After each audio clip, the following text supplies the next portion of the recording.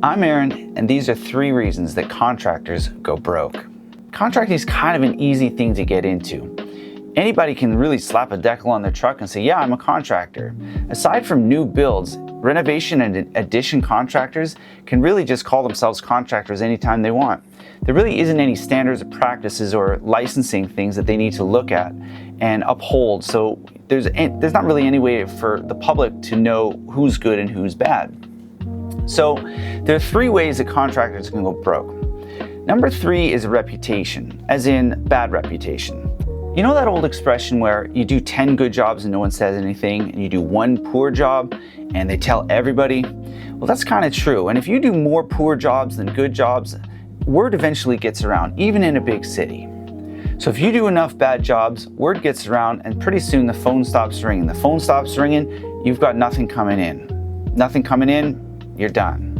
And that may seem kind of obvious, that do a good job and you'll get more business, do a bad job and you'll get less business, but you'd be surprised. You can do a lot of bad jobs sometimes before it really catches up with you, but it always does, as my grandma says. Number 2, economic downturns. This is kind of a wide, general, broad strokes, but economic downturns can really have an effect on the construction industry.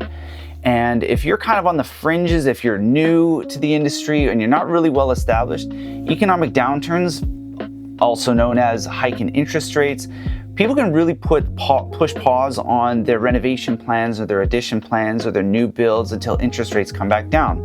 Nobody wants to pay more for the same product, and with higher interest rates, that's often what you're getting. So a downturn in the economy isn't necessarily your fault, and especially if you're just getting established, it can really hurt.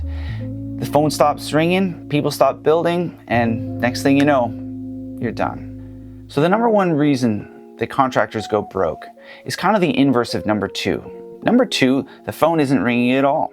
Number 1, the phone's ringing off the hook, but cash flow is your problem. You see, when the phone's ringing off the hook, you say yes to everything. You say, yeah, can I do that? Yeah, sure I can. Yeah, sure I can. Yeah, sure I can.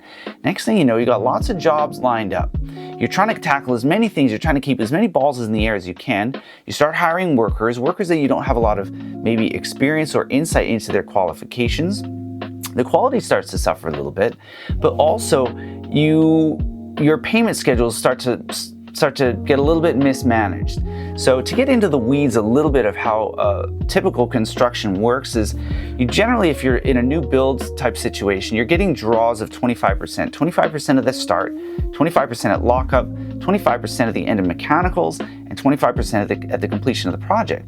So if you're getting draws at basically 4 draws of 25%, and you're getting 4 draws of 25% on multiple jobs, then you've got to keep enough cash flow in reserve to be able to pay your guys, pay your workers when you don't have draws coming in. And what often happens with contractors is they say yes to so many jobs, they're paying so many workers, but their cash flow, their incoming cash isn't lining up with their outflowing cash.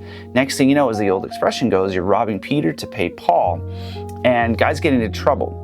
They start missing deadlines with their own workers, and then they start missing work deadlines for suppliers because they've got more money going out than is coming in. Of course, it should all work out in the end, but that's not how the construction industry works.